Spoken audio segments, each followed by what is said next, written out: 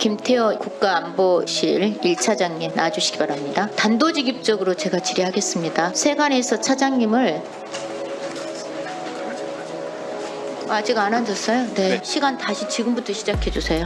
단도직입적으로 질문하겠습니다. 세관에서 차장님을 친일파 밀정이라고 합니다. 혹시 친일파 밀정이십니까? 아닙니다. 밀정이 스스로 밀정이라고 하면 밀정이 아니겠죠. 세관에서 차장님을 왜 친일파 밀정이라고 하는지 짐작이 되시는지 모르겠어요. PPT를 좀 보시겠습니다. 거두절미하시고요. 이 내용 중에서 중요한 것이 일본의 마음이다. 이렇게 말씀하신 적 있죠? 네, 있습니다. KBS 공영방송에 나오셔서 대놓고 이런 말씀을 하시니까 밀정이라고 하겠죠. 그렇지 않겠어요? 일본의 마음을 다스리는 것이 중요하다고 말씀드렸습니다. 헤아리는 것이라고 일본의 얘기했습니다. 마음을 다스리는 게 중요하다? 네. 대한민국 국민의 마음은 어떻게 될지 헤아리고 계신지 모르겠습니다. 국익을 중시해서 말씀드린 겁니다.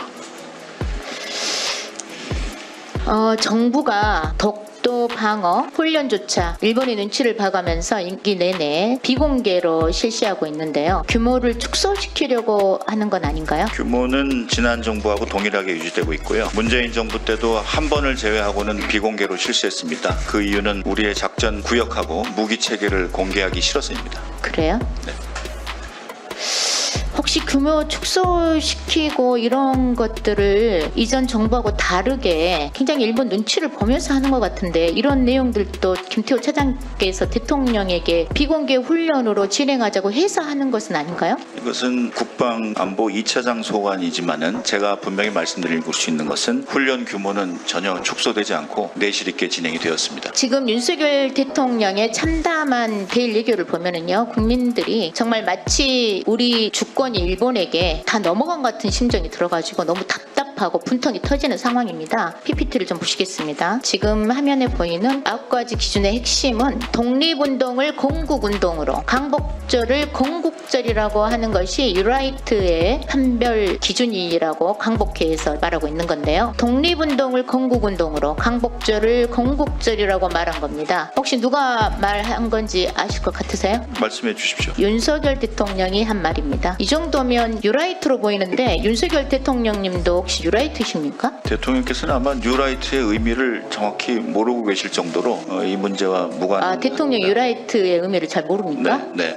대통령 유라이트의 의미를 모르신다. 왜냐하면 이건 그래서 이렇게 여러 번 이런 유라이트의 사상에 입각한 말을 막 하시는 거라고 이해하면 되겠네요. 특정 혹시 세력이- 김태호 잠깐만요. 김태호 차장님께서 대통령 연설문 써주는 거 아닙니까? 여럿이서 같이 계기마다 협업하고 많은 부분 협업해서 써갖고 나온 연설물이 지금 이런 내용 유라이트식 발언을 막 한다 이 말인가요? 뉴라이트 발언을 대통령이 하신 적이 없습니다. 아니, 광복절 건국절이라고 표현하고 독립운동을 건국운동으로 표현한 것이 광복회 유라이트 기준이잖아요. 그런 대통령의 발언을 계속 하고 연설은 계시잖아요. 임시정부하고 건국이 계속해서 지금까지도 광복 건국의 연속성상에 있다. 이것이 일관된 대통령의 메시지입니다. 얼마나 심각한지 다음 PPT 보겠습니다. 윤석열 대통령이 통일부 장관, 국방부 장관, 독립기념관장 3대 역사기관까지 유라이트 인사들을 임명하고 계십니다. 최근에 인사청문회에서 드러난 김문수 고용노동부 장관 후보의 망언은 말할 필요가 없을 정도입니다. 이 정도면 윤석열 대통령도 유라이트라고 충분히 의심받을 수 있다고 생각하고요. 이 정도 인사면 유라이트의 정치 서력화를 위해서 윤석열 대통령이 발벗고 나서는 모양새로 오히려 봤을 수 있습니다. 김태호 차장님, 네. 그렇게 안 보이세요? PPT 제가 보고 이해하고 있는 계시잖아요. 인사 절차는 투명한 인사절차위원회에서 복수 후보 중에 순위를 정해오면 대통령이 제가 하는 것이지 처음부터 대통령이 누구 인사를 하라고 하신 적이 없습니다.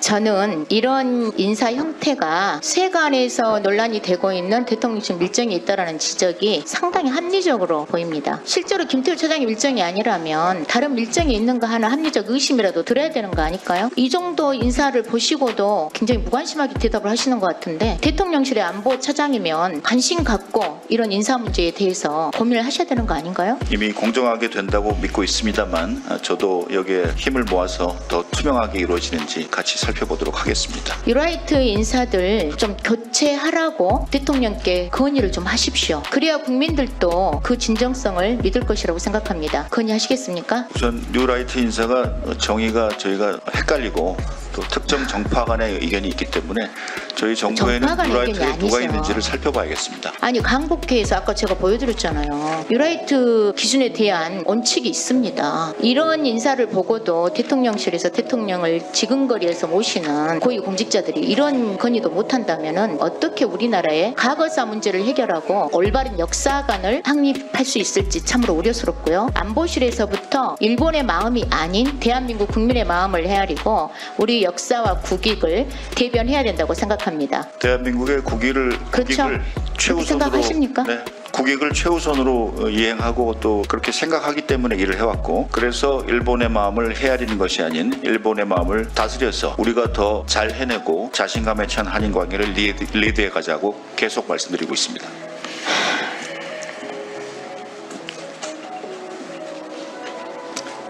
계속해서 국민들이 지켜보고 있다는 사실, 국민들과 소통하고 국민들과 공감하자면요 그렇게 말씀하시면 안 돼요. 지금 모든 인사도 그렇고요 1차장님의 그런 발언도 충분히 성찰하셔야 된다고 봅니다.